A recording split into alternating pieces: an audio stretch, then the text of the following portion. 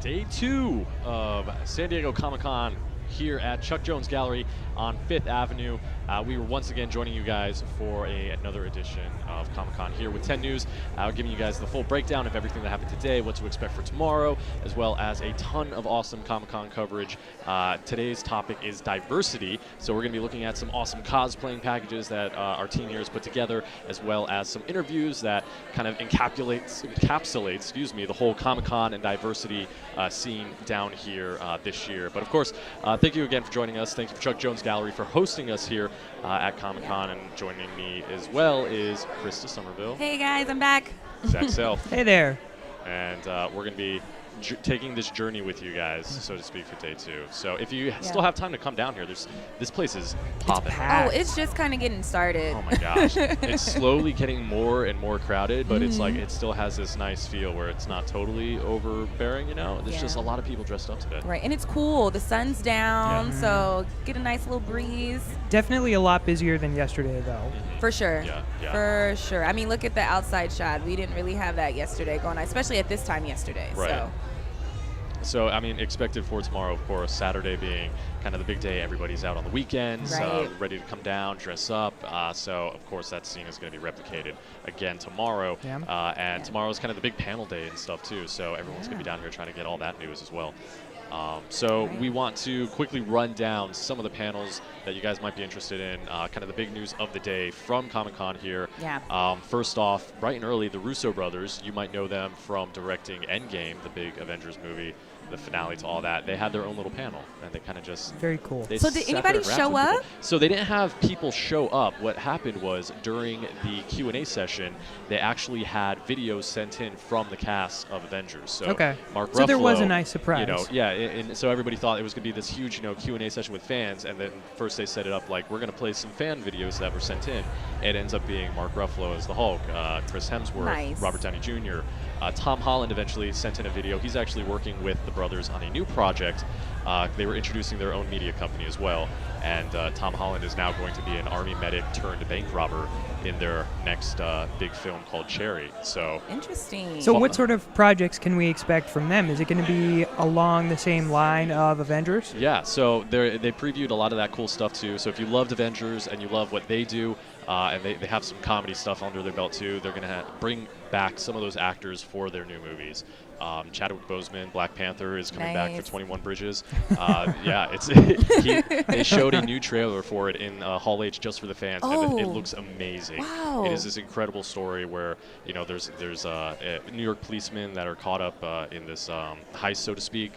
They're gunned down in this heist, and Chadwick has to come in and find out who the killer is, and he shuts down Manhattan Island. He closes all 21 bridges around the island, and it's just this action-packed manhunt. But more on that later. There was some cool footage from the panel that was a little, I guess, not safe for work, depending on Makes sense. your use of the word took us. But it's a hilarious moment if you saw Avengers and you know about Captain America and what they call America's behind, I guess. That made a reappearance there for them. But also today, Netflix, they churned out their whole shows with Game of Thrones, following them afterwards, and from what I heard, the Game of Thrones thing was a little tense with the writers. But you know what? They had a very funny moment. They did. A very cool moment. They did. Mm-hmm. So what happened was, since we don't have footage, do you want to let them know? Yeah. We don't have footage of it though. Of course, everybody knows that one of the episodes from the last season of Game of Thrones, there was a random Starbucks cup in the middle of the shot, and it went viral. Everybody saw it. So today for the panel, there was a Starbucks cup by every single person on the panel. That's awesome. Just owning up to it. So it's great that they can laugh at themselves. Yeah. And I actually caught them before the panel. Me and Jermaine were out there when they did the autographs and the signings. And when I tell you, the building shook when they introduced them, because this is their last time coming to Comic-Con. We're a little sad about that. Yeah. People roared. Like, it was so sick. Arya has pink hair. It was amazing. Grey Worm, Jaime Lannister was there, Sir Devos. It was, you guys know I'm a big fan. So it was really cool to kind of see them in their regular clothes and not all dressed up and fighting and stuff like that. But we talked a little bit about how your fandom with them. So it was awesome to hear you actually got to go and see them that close. And I was was fangirling. I'm like, I don't know how old Macy is who plays Arya, and I'm like, she has no idea this 27-year-old girl is like freaking out over her right now, and I'm like shaking, holding my camera, and I don't trip on celebrities, but her, she takes it. So there was some more sad news with the Walking Dead panel. We'll get to that a little later. We're going to be saying goodbye to somebody near and dear to everybody's heart. But of course, if you can't be down here to enjoy the inside news live, you can be down here to join all the offsite fun that is happening across the convention center area, behind it, in front of it through the Gaslamp. And of course, we sent some teams out today to go check that out as well. So I think we have some footage on more of the offsite fun here this weekend.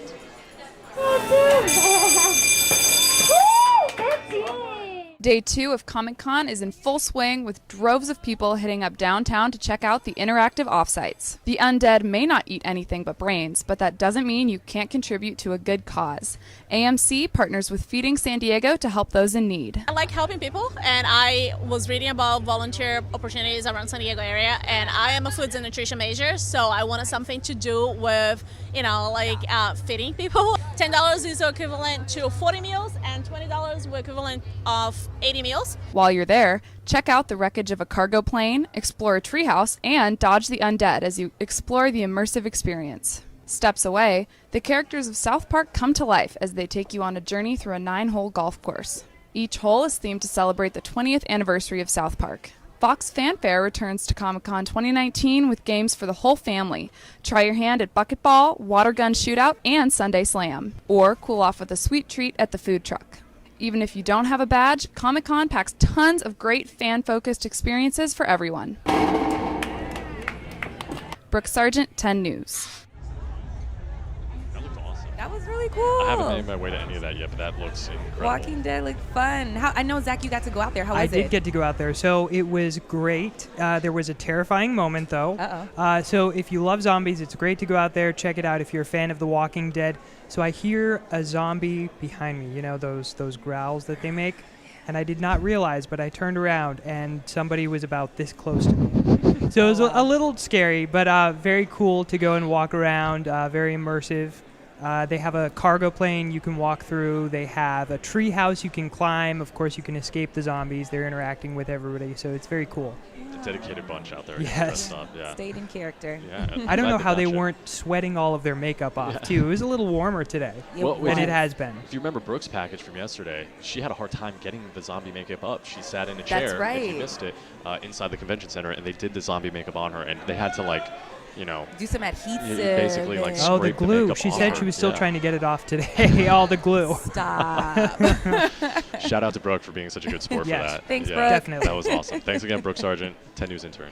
We appreciate it. With all that, though, that's going to be bringing a lot of people down here to the San Diego area for all of the offsite fun. Tourism is a huge aspect of Comic-Con. It brings in a lot of money, right? A lot of money. So you actually looked at the tourism factor, right, of Comic-Con this year. So who did you speak with I spoke with Lou and Mickey's right down the road. It's literally right underneath the Gaslamp sign. And then, of course, I spoke with San Diego's Tourism Authority about all of the money that it brings in, a huge economic impact to San Diego and the entire region, not just the Gaslamp district. Cool. So I think we have a package from you on that, right? Yeah. San Diego's Gaslamp Quarter transforms this week into a comic lover's dream. I love it. I mean, it's huge, but that just means that whenever you go, you got plenty to do. But it's not all fun and games. The thousands of attendees who flock to the site also have a big impact on local business. I'm all for the economy and the money that it brings in. It's a fun, lively environment, and everyone wants to come here because it is right across the street from the convention center. Michael is the general manager of Lou and Mickey's, and during Comic-Con, business is booming. Everyone likes to sit on the front patio because they want to do the looky-loo stuff of watching everyone walk by and the cosplays. San Diego's Tourism Authority says over 135,000 people come from all over the world to enjoy Comic-Con, spending $90 million while they're here. That's $90 million at businesses like Lou and Mickey's. Comic-Con does bring a lot of tourism to the Gaslamp area. And, we just want to be a part of that experience. While some say they're ready, others say no way. It's going to be a mob scene down here. I've heard horror stories about the traffic, so I'm leaving town. I planned my vacation around Comic-Con. Michael just hopes the whole experience will be a memorable one. Even though you're here for Comic-Con, when they come back to San Diego, hopefully they'll remember us here as well. Zach Self, 10 News. 90 million. And guys, that is just the impact that San Diego Comic-Con has on the businesses right around this area. The Tourism Authority tells me that 150 million gets spent on the regional impact. So the number is actually much bigger. That's incredible. Yeah. Wow. So definitely important that we keep Comic-Con here as long as we can. Yeah. Absolutely, yeah. I would love to see the difference on a Friday night right now Yeah. at Comic-Con versus just a regular Friday night in the Gaslamp, Oh, like yeah. in those numbers. Yeah. I know it's like a stark difference. Especially with them closing down, Fifth Avenue here and just letting people kind of free roam, to go wherever. That definitely just brings in more people to come outside and be in the area. So. And lots of money aside going. from, of course, Comic-Con brings 135,000 people to San Diego, but you have to keep in mind, too, there are a lot of locals who swarm downtown just to see what's going on, to see what all the hype is about. Right. That's Good awesome. point. Great story. point. Thank you for covering that. We often get lost in the whole cosplay aspect Yeah. and all the cool little fan things that we forget, the news peg that It's very this is important. a big thing for San Diego. Supporting Right. local business. That's right. That's right. Speaking of cosplay, I You actually caught it. I did. Dropping the hint. Nice little transition, Krista.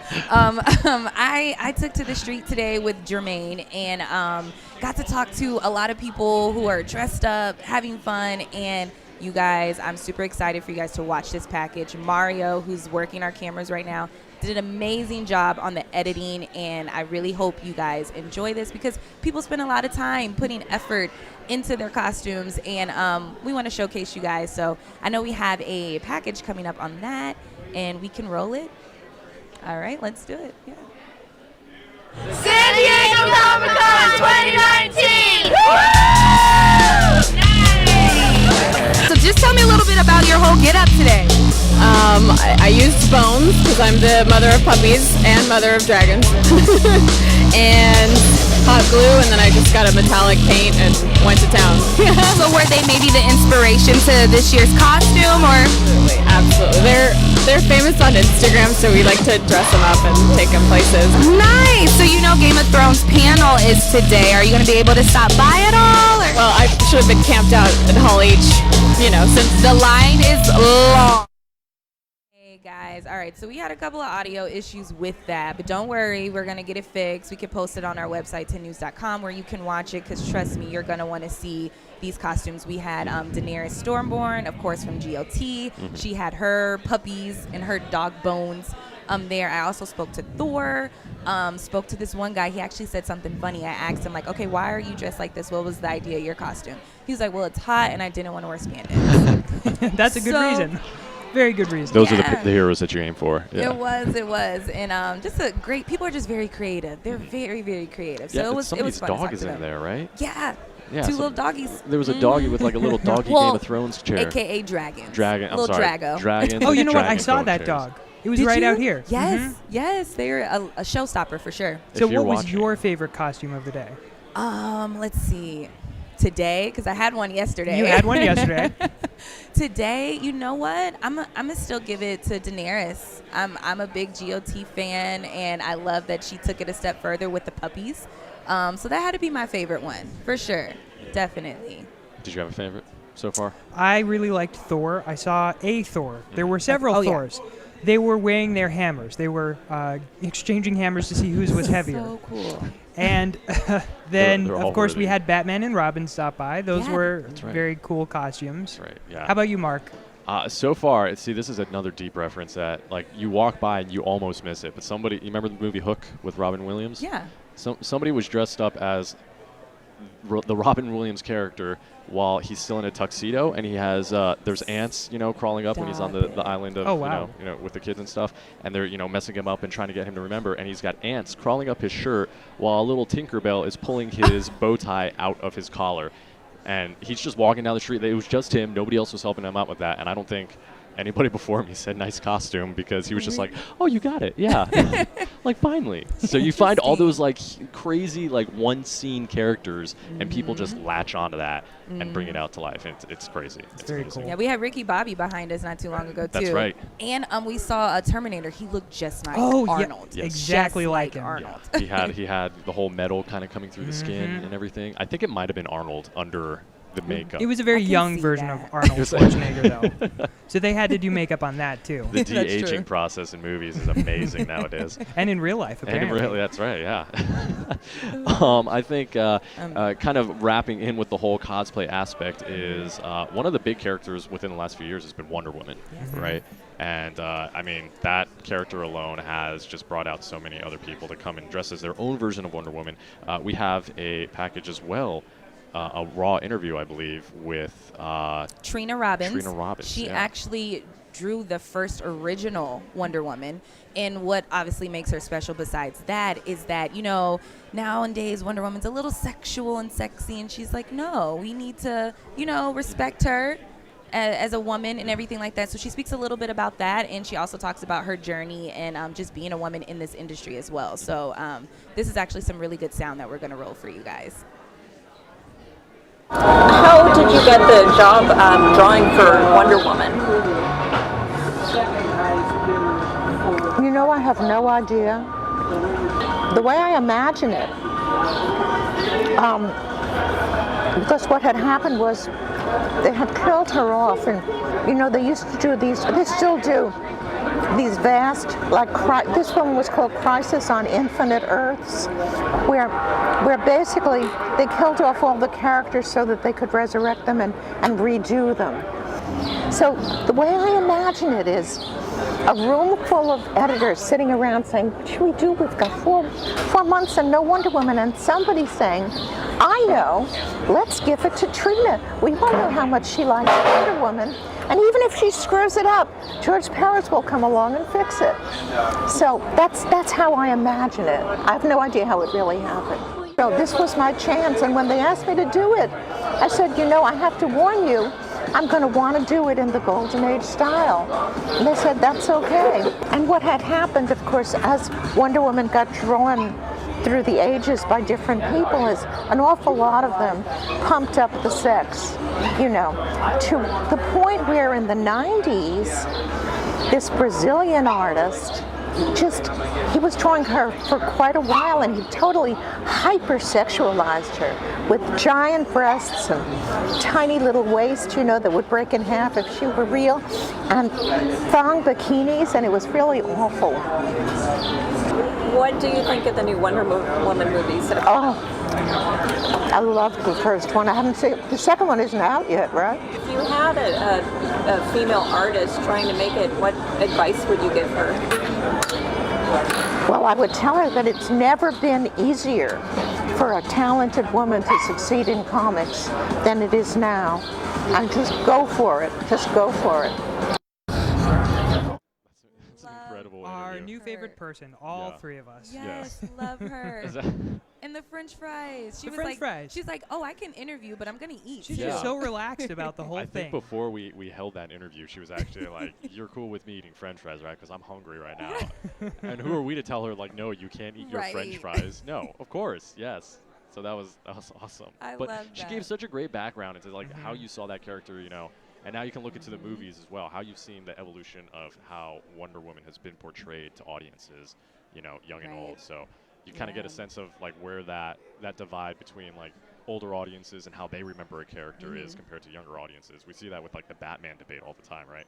So to see that, and yeah, Wonder Woman is as relevant as it is nowadays. You know, Yeah, and shout out to her, because I mean, like back in that day, she was the only woman. You know what I mean? So shout out to her, because like she said, there was nothing but men drawing a woman. So for her to step into that role is amazing. Huge. Rena Robbins is awesome. Yeah. With kind of the superhero trend still going, there's not always a lot of superheroes that are also kind of portrayed in different, you know, nationalities and stuff around the world.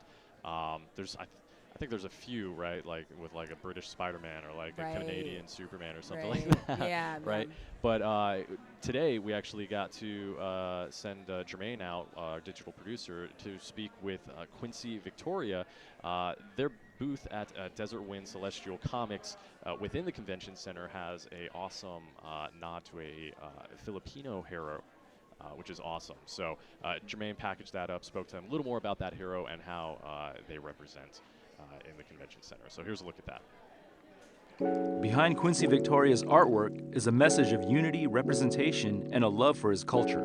It actually started when I was really young, 3 or 4 years old, because my dad was an artist. Prior to this, I've never gotten to San Diego for ComicCon, and I told myself one of my bucket list items was that I would show up to San Diego not as a fan, but as a comic book artist. And 3 years ago, I was able to fulfill that dream. Looking for inspiration to create his own character, Quincy looked to his roots. Growing up, I was like, all right, if I'm going to become a comic book artist, what am I going to do? What am I passionate about, right? One of the things that I'm passionate about is being Filipino. So I figured, hey, let me write a story that that appeals to our people, not just in the Philippines, but also here in the U.S. or Canada or wherever they may be. Because let's face it, Filipinos are all over the place. So Kowal is Ricky Valiente, who is a Filipino-American who gets sent back to the Philippines, and he basically lives in squalor because the book is actually set a little bit in the future, and in the Philippines, the government has set it so that you're either stinking rich or you're filthy poor, right? So, and unfortunately, he's one of the poor guys. So imagine Captain America, Deadpool, and Robin Hood trying to save the people of the Philippines.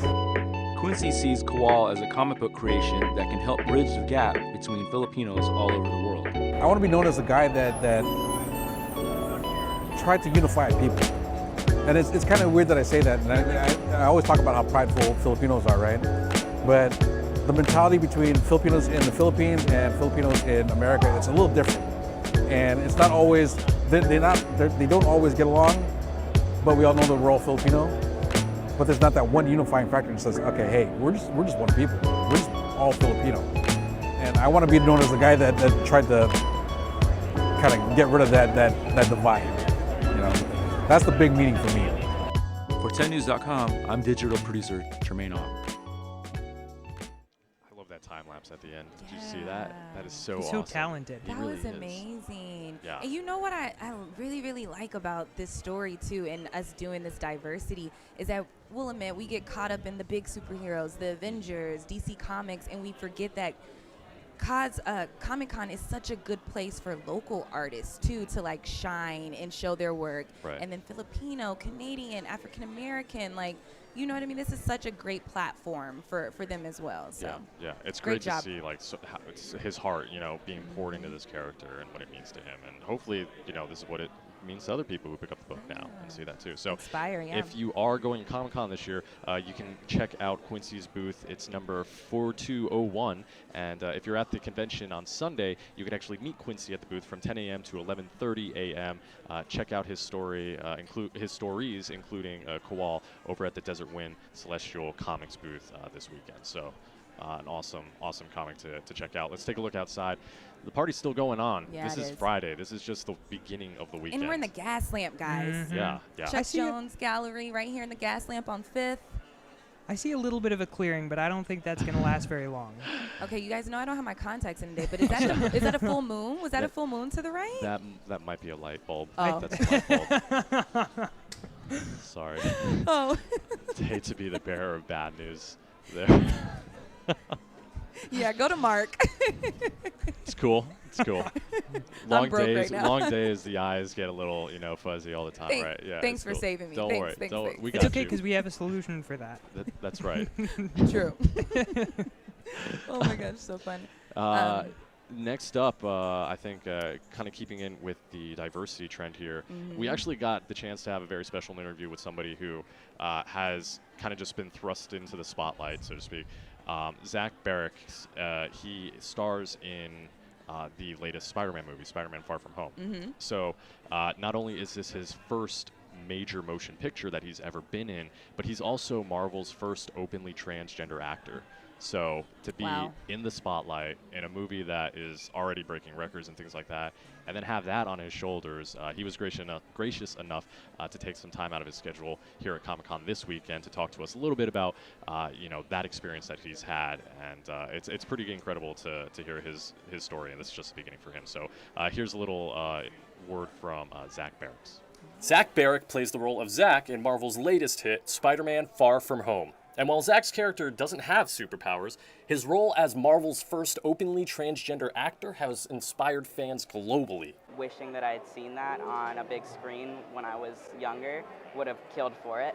But to have other people say it to you, I mean, I really genuinely brought tears to my eyes. And with Zack's great power has, of course, come great responsibility. But he's up for the challenge. You wonder what kinds of things people are going to say and what they're going to ask. And the truth is, all I thought about when we were shooting was being with my friends and like enjoying it. And so, you know, it kind of slipped my mind for a little bit. And the parallels between his journey and that of, say, Spider-Man don't stray too far from home. But I think dual identity is the crux of being a trans person to some degree, depending on your experience.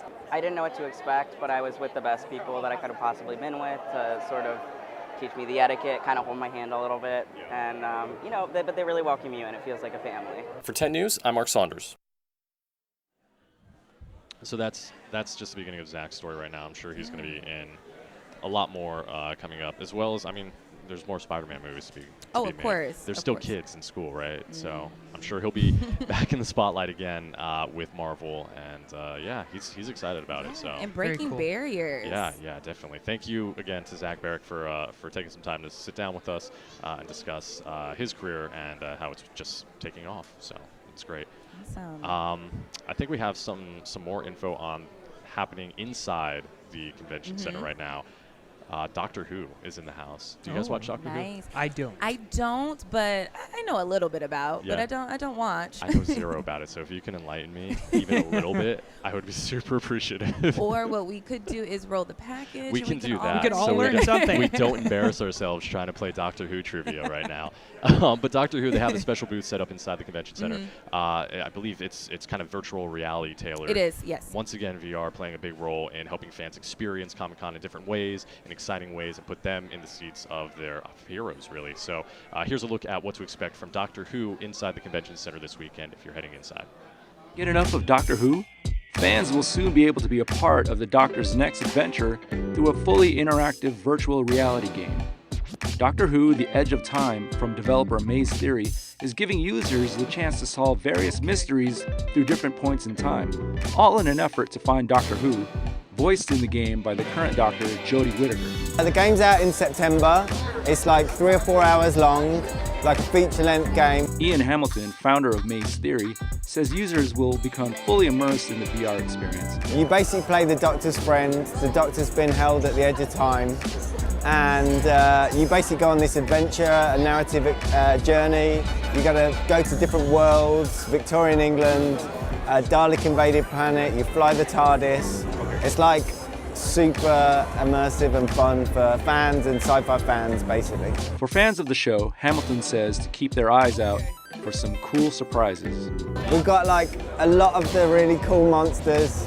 So there's an amazing Weeping Angels game in there. And then there's a load of Easter eggs in there, like things hidden under tables, secret messages, loads of stuff for the fans. You can try out Doctor Who: The Edge of Time at the BBC America booth, number 4129 at ComicCon. Now we know who Doctor Who is. Yeah. And I don't know what the TARDIS is, but I would like to fly it through Victorian England. Right? That experience looks really, really sick. Yeah. I mean, like the DeLorean and stuff is cool, but like a phone booth. Oh, so that's what... Very Bill and Ted. Okay. I like it. Yeah, it was a British phone booth. Okay, very Or cool. a police box. Is that? Well, if there's any British people following along on Facebook, we're very sorry. If We you can do fill have us somebody in from on the Japan. difference. We did see somebody from Japan, so Yeah. thank you for joining us today. That's awesome. We got somebody from Japan watching in, Really cool. learning about everything happening this week. So thanks again. And we're checking right now. It looks like for cosplayers Yeah. outside. Let's look. Right. See, this is kind of like the party time too. So if there aren't as many cosplayers, they might actually be inside showing off their stuff. Definitely. You know, hitting the dance floor. Because a couple of these places are throwing parties and stuff. You actually got to check out just a few, both of you guys. They left me, guys. They left me hanging. No, I'm just kidding. I went home and went to sleep, but you guys kind of had to check out some of the parties. So the party goes all night. Yeah, unfortunately for us, you know, party coverage is part of Comic-Con, right, Zach? I mean, so sometimes a brutal part of Comic-Con. Yeah, it's exhausting, but it's the hours we're willing to put in for you guys to go make for sure the viewers. to make sure you guys are having fun down here. You know, it's no fun for us. So yes, if you're downtown throughout the weekend, I'm sure you can find a bar. It might not be a party, but it might be just a themed gathering. There's a lot of places around here that have just changed up their menus, changed up the decor outside and everything like that, and it's foods, totally themed. drinks. Yeah, you don't even need a ticket, but I mean there are the ticketed events too that are around town. So keep your eyes out for those. And if you're interested in the food, I believe we have some info on 10news.com's ComicCon page about themed foods. So it's always a fun thing this year. But yeah, so of course, you guys are the focus of Comic-Con every year, and the gifts that you guys bring to Comic-Con are amazing in the world of cosplay. One man, though, I think is the most famous out of all of us, really. He's known as the Silver Surfer down here. He's known as Anubis. This year he's known as Hellboy. His name is Todd, and he is the cosplayer of Comic-Con every year. And we were lucky enough to speak with him, so here's a look at Todd Schmidt and what cosplaying means to him. The hardest of all of them is this one right here. That's the hardest one, because you have to work on this all year long. No one ever said cosplaying is easy, but it's the reward that Tom Schmidt looks forward to every Comic-Con. Every year, Todd becomes one of his many alter egos, whether it's Captain Planet, the Iceman, or what he's most known for, the Silver Surfer. It basically consists of that and that silver board and a lot of chicken and rice and gym time.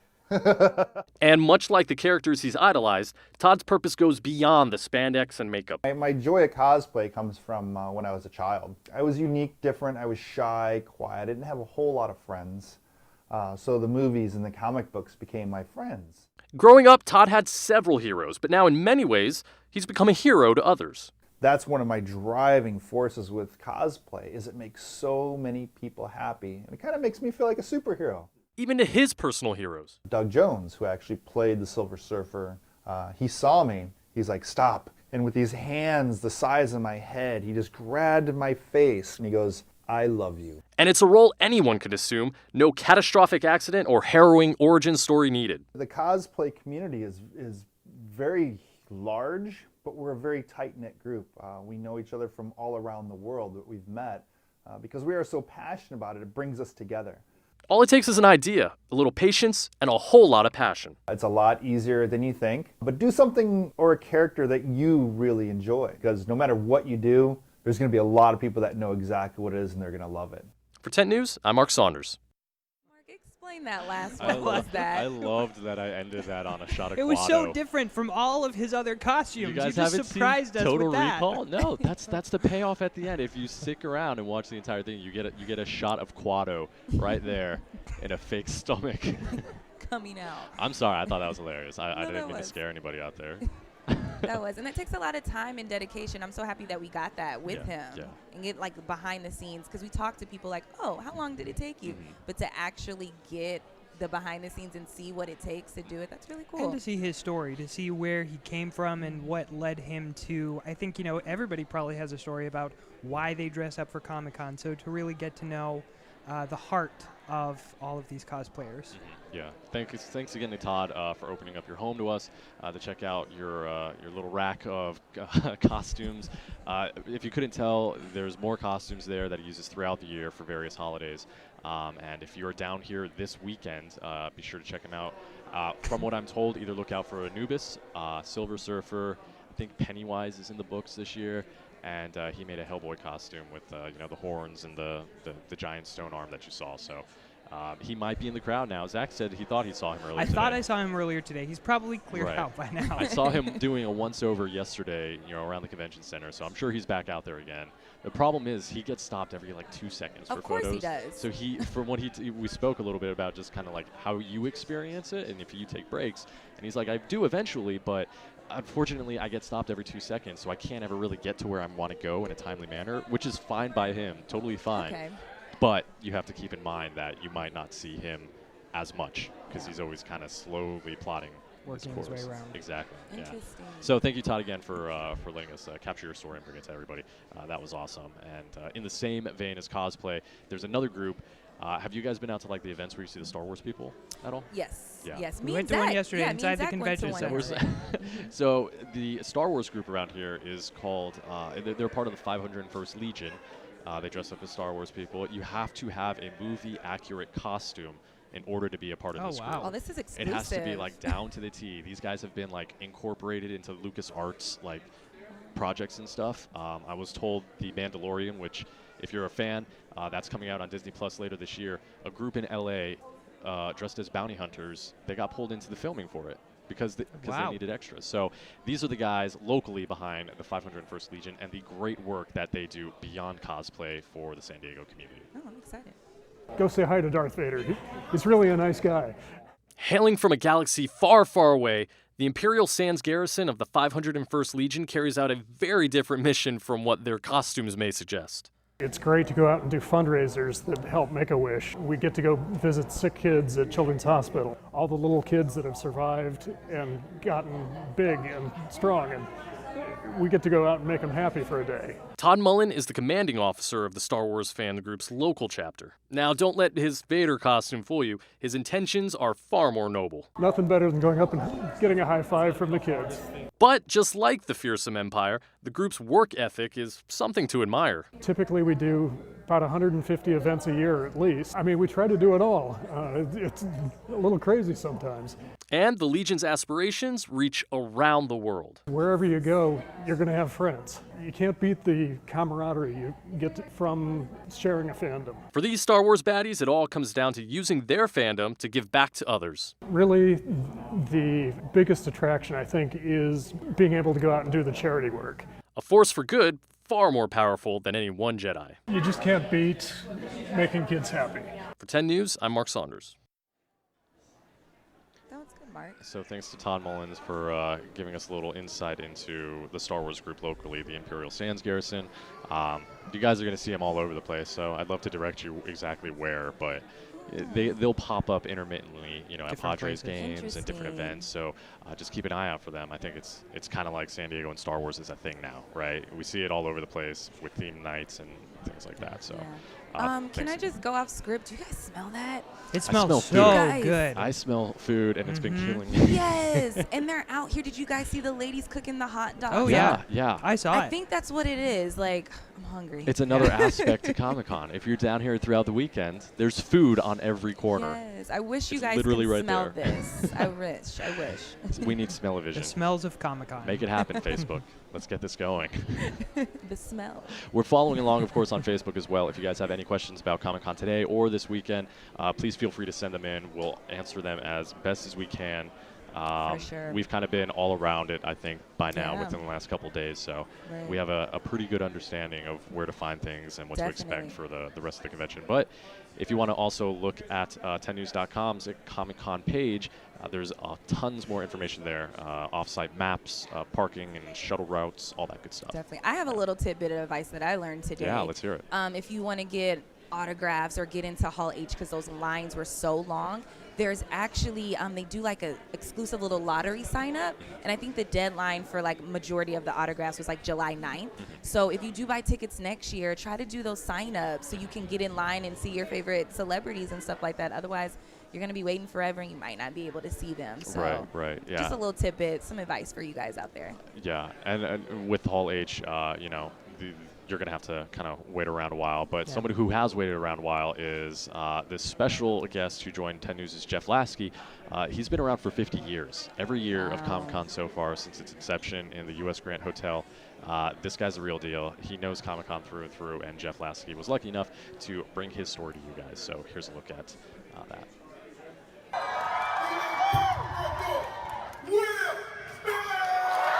He may not be hobnobbing with the megastars in Hall H, but at Comic-Con, no one is a more honored guest than Mark Evanier.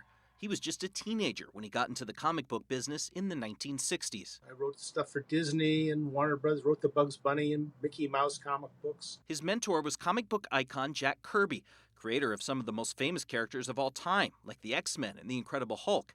In 1970, Kirby told him some fans in San Diego were creating a convention at the El Cortez Hotel. I thought it was a great idea. I had no idea that it would get as large as it did. I thought, oh boy, maybe we'll have like 400, 500 people there. Comic-Con grew slowly but steadily, bringing heroes like Stan Lee and author Ray Bradbury to meet fans. But Evanier says only Kirby realized what was about to happen. And he said this a long time ago when this was a nutty idea to say. He said, Comic-Con is going to take over the city of San Diego. Kirby was right, with the event moving into the convention center and then the surrounding hotels. Just as Hollywood came to Comic-Con, Evanier went to Hollywood, writing every episode of the popular Garfield TV show and other television projects. But he always came back to San Diego, never missing a single year. And it was part of the city you'd never want to walk in at night. And now it's one of the most wonderful, festive places to go and spend an evening. Now Comic-Con has competition to draw the big movie and TV stars, but Evanier says no one else can capture the magic from San Diego. Yes, there are conventions that are trying to be bigger or wish they were Comic-Con. Those are all commercially run. The Comic-Con we go to in San Diego is a non-profit organization. That's why Evanier has his own prediction, that Comic-Con will stay in San Diego for good and stay #1 with fans. Jeff Lasky, 10 News.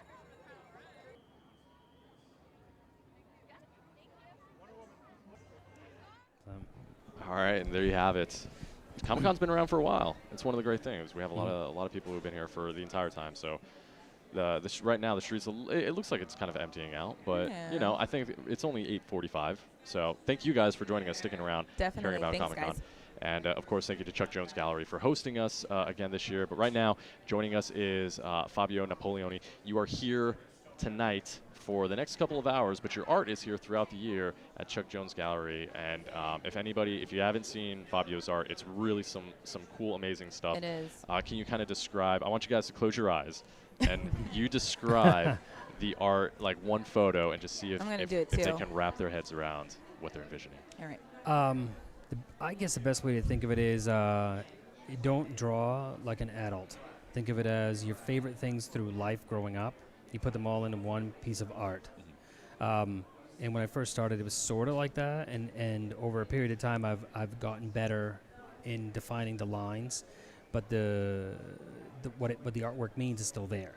So it's a sad puppet, and there's always a heart involved in everything. I use very nostalgic things, like rubber balls when you were little. I grew up in the 80s, so you'll find a lot of those toys in there. I'm a big fan of the 50s and the 60s, so again, you'll find TV sets from that era. And then I think that's where people my age, now reaching into the half-century mark, tend to draw into that. And it's amazing that I find young kids standing in line who find that can connect with it. Exactly, and it's kind of weird because you know the old days of the phone and the finger and you rotating it and tick tick tick tick tick tick all the way back doesn't exist, but there's still there's a connection to that old, still picking it up and listening to someone's voice. It's a little different than having your world in the palm of your hand. Yeah.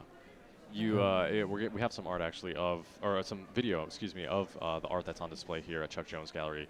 Wow. You mentioned the heart aspect to all of your art. Can you describe the meaning behind that? Because I remember we spoke briefly about it last year, I believe, and it is really some touching stuff when you kind of see deeper into the art like that. Well, my wife and I wanted to have a second child, and into her 20 weeks of pregnancy, we had an ultrasound done. And the technician saw something that was a little off, so it caught our attention. Fast forward to the day she was born, and everything is beautiful, just regular birth. And about 5 months old, she ended up having a major, she had a defective heart valve, and everything just went south quickly. Very pale, would stop eating. After multiple surgeries, eventually she ended up with a couple of prosthetic valves and a pacemaker at 5 months old. She's strong. Oh, yeah, well, she's around here somewhere. Now she's 15 years old. She has blue hair. She's about 5'1", 100 pounds. You would never guess that this child walks around with, we call her like a little cyborg parts inside of her. And that's where the artwork sort of comes from. I saw it for myself, how it affected me and my family. And on top of that, how, living for 4 months in a children's hospital, how my daughter's life was pretty good in comparison to other children because her issues could be fixed. The artwork now takes a different meaning because I feed more off the people that come and collect it. I listen to their stories, and then the art that reflects in the artwork today because my life has gotten a lot better over the last 7 years. So you tend to, it's still there. You're not going to forget that aspect of it. But the collectors influence me equally as much as the first 7 years of my life. You know? Yeah. What is it like to kind of see someone's, like we were speaking earlier just about your name and how, somebody sees Fabio Napoleoni and then kind of like you see the cogs turning in their eyes. Can you describe, is that something that you see in collectors' eyes when they see your art and you can kind of see that reaction on their face as well? How it impacts them? Yeah, it's, I think the reason I'm here much longer than other artists is because I take the time, I want to listen. I want to listen to the reason why you bought the artwork, and that's always a question that I've asked from day one is like, why this piece? Why did you buy this piece of art opposed to this other piece? And it's really funny because it doesn't matter what I titled a piece. A majority of the time, that title doesn't mean anything. It's what the person sees in the art, how they relate themselves to the characters in the piece, and then they begin to tell me the reason why they bought it. And that to me is probably the biggest compliment of it all. They like the artwork, which is fantastic, but I think I enjoy really the reasoning behind why they purchased the art. Right. It's such a good marriage. I checked your artwork out earlier because we're obviously in the Chuck Jones Gallery, and you have a couple of the Looney Tune characters mixed in. It's like such a good marriage. Well, these guys are fantastic because I grew up watching Looney Tunes? Oh yeah, I grew up drawing it and enjoying it, and then on top of that, all the Marvel characters, Spider-Man, all those things. I grew up with that stuff. So when I first started in the business 10 years ago, and these guys gave me the opportunity to create a piece for Chuck's 100th birthday, they asked, and I was like, how am I going to draw Bugs Bunny? How do you know what I mean? I'm like, I don't want to make it look like anybody else's. How do you do that? Yeah. So they're like, no, you can incorporate it into your world. And I was like, cool. That's a huge compliment to me because there's not to take away from anybody else that does the artwork, but for them to say you could take Chuck Jones and put it into your universe, sort of, They did that. They always gave me feedback, and over the last 3 years, they're like, you just create, and there's still a guidance you have to go by, right? But there's no longer a push towards a certain character. They let me pick one, and then I go with it, which is, again, out of all the things I've accomplished over the last 10 years, this is probably the coolest one. Right. The coolest one. Yeah, it's like such a lift off your shoulder as an artist to be able to do you. Oh yeah. Oh yeah. Instead of like, you need to do this. Yeah. That's good. That's a huge compliment. Oh, it sure is. Yeah, and it looks like, the reception is just as well massive. You've been here just signing like books and autographs and everything. Your line has not stopped. So we're lucky to pull you away for even 5 minutes just to talk to you. We were afraid we weren't going to get you at all tonight. You guys. So thank you for stopping by awesome. and discussing your art. Again, it's down here at the Chuck Jones Gallery, not only today and through this weekend for ComicCon, but like you said, it's around throughout the year. So people can come check it out here. Cool. Yeah. Appreciate it. Thank you, Fabio. Appreciate it. Yeah. I believe we have some more footage from earlier today in Comic-Con. Right now, though, we're look looking. at that! You see that? Is that Pac-Man? That is Pac-Man. There's Pac-Man. Those are the hot dogs I was talking about. Those are the hot dogs we can smell. Yeah. She's walking right past us. You want one? She's gone. Dang. Okay, it looked like it picked up a little bit. It kind of dead off. We got Deadpool walking by there, unmasked. But see, that, like we said, you see like a slow spot out here. If you come out throughout the weekend, you'll see one slow spot, and then within like 20 minutes, it just floods again. Picks right back up. Yeah, I think it's like the crowd is slowly moving and just filling up. Yeah. The area. And then when there's showstoppers, people want to stop, take pictures, and do videos. So I'm pretty sure we're getting some people out there turning some heads. Yeah. Right. Who's that? Someone's like right in front of the monitor here. Just chilling right he's staring at the camera. I'm back, by the way. Hi, guys. Oh, yes. Hey, Zach. Zach is back on. It's Zach. Hey. I just moved a car while you guys were talking. Don't get a ticket down here downtown. Did you follow the parking route stuff that we have on 10news.com's Comic-Con page? I absolutely did. I had to look several times. Yes. Yes. Awesome. I feel, do we have, there's one thing that I think, because we made a promise in the beginning about showing the Walking Dead thing. So I think we have to play that for you guys. Yes, we do. If any 25 of you have been hanging around just for the Walking Dead news, I don't want to send you all away and be like, go look it up somewhere else. But we'll spoil it right now. Denai Guria will not be returning. So Michonne. Michonne is done after this season, season 10 of the show. If you're a fan, I mean, you're probably glued into it, so maybe you do know. But if you weren't able to come down and check out the panel earlier this morning, yeah, she announced it then. She gave a bit of a speech, said a quick goodbye. And this is just 1 year after Andrew Lincoln announced he wasn't going to be Rick Grimes anymore. Right. So this is Denai saying goodbye to fans. A bittersweet ending, it looks like, for her on The Walking Dead, going to be coming up later this year. So. Last season, I will be on this amazing TV show as Michonne. And I will say my heart does not leave in any way, shape, or form. The beauty of this show is that TWD family is forever. And the first time I came here in 2012, I felt this energy, and it doesn't ever end. And the connection between us never ends, and that's what keeps me going with the decision I made. It was a very difficult one, and it's not connected to my heart. My heart stays right here. But it was about my calling, in a sense, and other things I feel called to, and the opportunities I've had wanting to explore them for others through the other thing I do as a creator of work.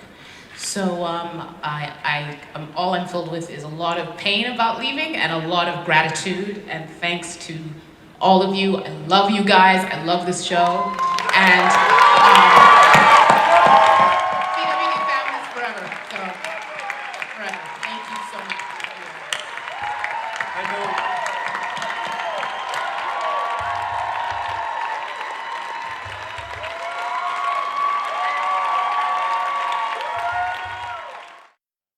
Be done after season 10.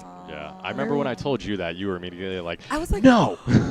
No, because as watchers, we fall in love with them. Yeah, we get our favorite characters, but can you imagine? Because I know they become like a little family, a Walking Dead family. So I know it's hard for the actors as well to kind of see her go. She's been such a tough character for so long, and like a total fan favorite since the beginning, and to see her go. Yeah. Hey guys! We got. See, if you're down at Chuck Jones Gallery, checking us out. Come say hi. Come say hi. Yeah, that's better than ending it on such a sad note like that. Right, yeah. right. But they did right before the panel ended. They did surprise everybody. Gave a quick little teaser. At the movie. I guess there's going to be a movie of Rick Grimes, his return. If you're a fan of the show. You didn't tell me that earlier. Sorry, spoiler. Surprise. So if you watch the show, his death is a bit of a mystery of whether he was saved or simply disappeared. And they announced today that not the date, but soon there will be a theatrical release of a movie that will feature the return of Rick Grimes. Andrew Lincoln is coming back, so we just have to keep our eyes out for that. For sure. So I feel like we're ending on such a bad note. Like No. With Denai, right? It's ComicCon. ComicCon's on a bad note. Do we have the Russo footage of America's Took Us? Yes. Okay. So Russo brothers. I didn't want to say. I didn't want to say the ASS word. Oh, that's what that means. There might be yeah, no, children I've heard that watching. before. Yeah. I didn't so if you know, saw sorry. Endgame, there's a reference to Captain America's butt, and somebody calls it that's America's ASS. And that has since spawned its own thing. So during the Russo brothers panel, the surprise guest questions were from the cast of the Avengers, and Paul Rudd chimed in, and he had, it sounded like he had a bone to pick about all this, but he asked the Russo brothers this very specific question and let the audience decide. So. Okay. Joe, Anthony, I have a question. There's been some debate recently about who is the sexiest Chris. Who's the best Chris in the Marvel universe? I don't care about best Chris. I care a little bit more about best Paul. I'm guessing number 2 is Bettany. Look, it's not why I'm phoning in this video. I have a question for you. If you had to rank best America's ass, which Chris would it be? Oh, Paul. You choose. We're not even gonna touch this one. I'm gonna make you guys answer this. All right, best America's ass. Hemsworth. Pratt. Evans. That settles it. Sorry, Paul. We have one more. All H all morning was for Chris Evans' butt. Wow. No, nothing. Now we know. No other cheer was louder. My vote was for Chris Hemsworth, but whatever. So that's Comic-Con. There you go. That in and of itself is a meme. And So that's a good note to end on. I think that's a good There note. you go. Yeah. Now, while we're sitting on our tuchuses, we're going to send it off and say bye to everybody. Thank you for joining us here at the Chuck Jones Gallery. Thank you for Chuck Jones having us here. I think this is going to be our last show of Comic-Con, but we're still going to be feeding out a bunch of news. Oh, for sure. Throughout the weekend, right? We're going to be Right. down here working our tails off. So giving you guys Comic-Con news for tomorrow. It looks like tomorrow we have Westworld in Hall H, and Marvel Oh, that's a big Studios one. is in Hall H as well, Two showing good us ones. Yeah. what happens after Endgame, what their plan is. So Right. a lot of big news still down in the pipeline. If you guys want to come out here, by all means, we encourage so much out here to check out Offsites. Yes. Check out that stuff on 10news.com. We have a full map there. And again, thanks for joining Thank us, you guys. And good job today, Mark. Good job, and all Zach. you guys. Yeah. too. Everybody here has been like And running Mario. around this A place. rock star. Mario Yes, in the Mario's back over here. You can't see him. switching the lights, making everybody look pretty. Shout out to him. All the shots. Great Shout out job. to Mario. Thank you for setting us up so well. And shout out again to Allison back at the station, yeah, pushing all Allison, the buttons. all the station people, Yes. making sure Intern this Brooke. goes well. Yeah. So Jermaine. Brooke, Everybody. Allison. Thank you to our broadcast partners for telling everybody about us if you found out through them, of course. And we'll have reporters, I think, throughout the week still with For Comic-Con sure. coverage. So, yeah, I think that's about it, right? All right. Good All night, guys. Have a good Comic-Con, everybody. Head out here. Check 10news.com for more information for any parking, anything else you might need. And we're going to dump out to 5th Avenue right now in front of Chuck Jones. Still popping. Still popping. It ain't going to stop until probably after Sunday. Maybe not even. The party continues. That's right. Good night, guys.